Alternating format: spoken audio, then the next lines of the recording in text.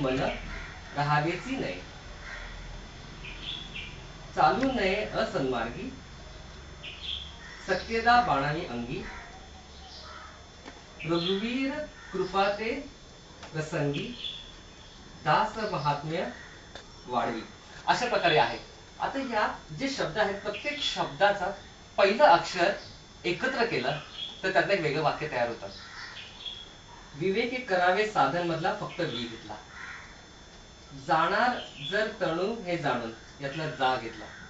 तर प्रत्येक वाक्याच्या पहिल्या शब्दाचं पहिलं अक्षर घेतलं तर त्यावरून असा संकेत तयार होतो, विजापूरचा सरदार निघाला आहे. म्हणजे ही पुढे सूचना पाठवली की विजापूरवरचा सरदार हा निघालेला आहे. परंतु अशा प्रकारे लिहिलेलं आहे की राम नाम तुम्ही सोडू नका, हे तणू एक ना एक दिवस तुमचं जाणार आहे. जर कोणाच्या हाती पत्र चुकून लागलं तर त्यांना असं वाटेल की किती छान अशा ओळी लिहिल्या आहेत, पण त्यातले संकेत अशा रीतीने हे सांकेतिक पत्र झाले.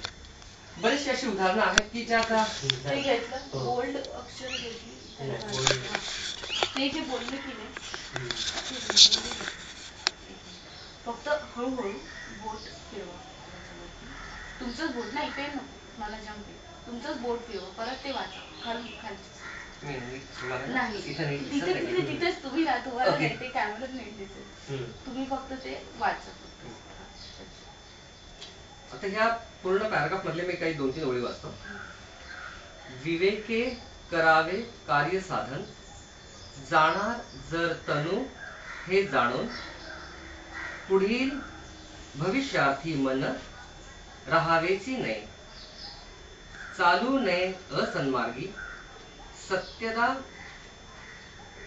बाणल्या अंगी, रघुवीर कृपा ते प्रसंगी, दास महात्म्य वाढवी.